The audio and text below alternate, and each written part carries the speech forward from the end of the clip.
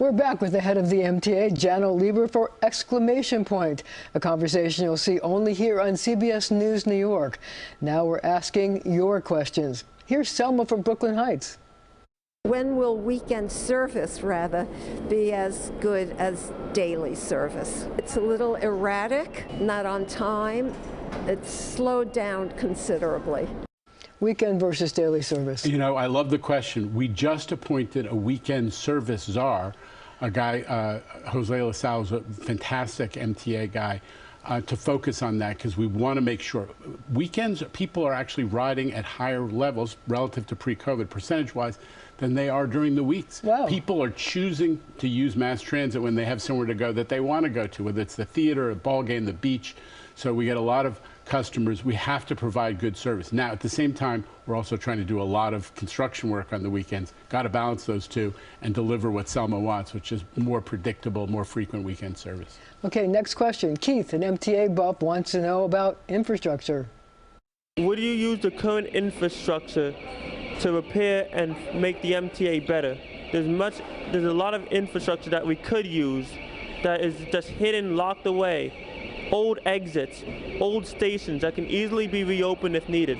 A simple question is, could you reopen a lot of those exits that are scattered all throughout the system that have been closed for decades? It's a good question.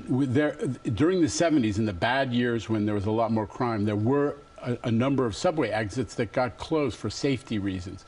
We're looking at reopening some of those, especially where the neighborhood has attracted more people and folks are coming from different directions, and so we need more access and exits to the subway. We have to do it in a way that's safe. We have to do it in a way that we can manage it and keep it clean, and we have to be mindful of budget issues. But I think Keith's point is a good one, and we're actually looking at it all the time. So Keith made some news here today. Keith is on the money. Next, we have Thomas from Harlem, who wants to know about cops in the system. Is it possible to get more transit cops on platforms and subways instead of cameras? You know what? It's the first thing I asked for when Mayor Adams came into office, which is we want more cops, and we want them on platforms and on trains, which is where our riders feel most vulnerable. And they actually have responded. There are more cops. We see them more on platforms.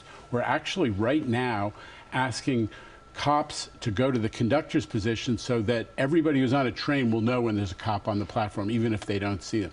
So we do want more cops, and we're getting them. The result is crime is down, especially compared to ridership.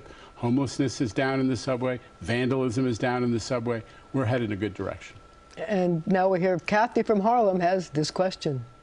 What are you doing about the people with the fare evasions? Every day I take the bus, I see people getting on the back door. I see people going past the bus driver. I know they're not supposed to confront the customers for their safety, but it's not fair to me. I pay all the time. It's not fair. I couldn't agree more with Kathy. It's one of the things I said is we have to deal with fare evasion, both because of the financial issue. It's costing the MTA $500 million a year, but also the fairness aspect. You know, people don't want to feel like suckers because they pay and they see somebody else walk through the exit gate. So I appointed a group of experts, both law enforcement people and also folks who are dealt with criminal justice issues and social justice issues, to come up with some new strategies. We want to change how the turnstiles are organized so they're harder to jump over and get around. We want to deal with that exit gate, which is the highway of fare evasion. And we also want to educate young people so they don't get caught up in the criminal justice system if they do make a mistake and jump the turnstile or whatever. So we want a fairer system, but ultimately if there are people who are doing this all the time, or they're breaking the vending machines or holding the exit gate open, we do think it's time that we start to enforce a little bit more on that. Okay, here we have Joseph from Oradell, New Jersey. He has a question about subway cars.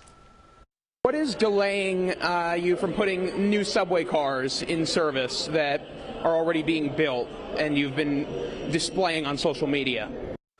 All right, this gentleman obviously knows a lot about the MTA. We do have new cars, R211s, which are being manufactured. They're being done by Kawasaki. Some of that work happens in Nebraska, believe it or not. Some happens in Yonkers.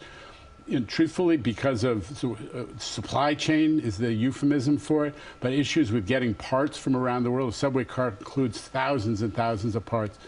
They are behind schedule, and he's right to ask that question. We are pushing Kawasaki to try to make up time and deliver more on schedule, because our riders want new cars. They're entitled to it. And by the way, those cars will have subway cameras built in addition to what we're doing to retrofit all the other cars with cameras that'll look inside. Any ETA estimated time of arrival? Well, we have some that are already being piloted. We're going to see them over the next 3 to 4 years, but they're going to come in slowly. And it's our final question from Prince from the Bronx. He wants to know about a problem that we all have at one time or another when out about in the city.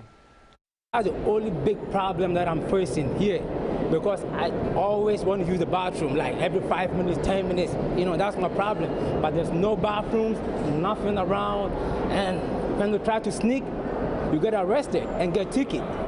Okay. Subway bathrooms. Yeah, no, listen, we can't be the bathroom for all of New York. That's one of sometimes when people talk about that, we have like 50, 60 bathrooms in the whole system. But the point that Prince's making is legitimate. The problem for us is during COVID, we lost a ton of cleaners. And we don't have enough people to clean the stations, let alone the bathrooms, which is not just a cleaning issue, but honestly a security issue, because those cleaners are a little scared to go into those bathrooms sometimes. So what we're doing, Rich Davey, who runs New York City Transit, is developing a plan both to hire cleaners, but also to figure out how to protect the workers when they go into a bathroom, because we know that sometimes when that happens, you encounter crime or drug use or something that's a little scary. So we're trying to figure that out right now. We're going to get to it, Prince. Thank you very much for being such a good sport and answering the questions from our viewers. And thank you for sharing your point of view on CBS News, New York.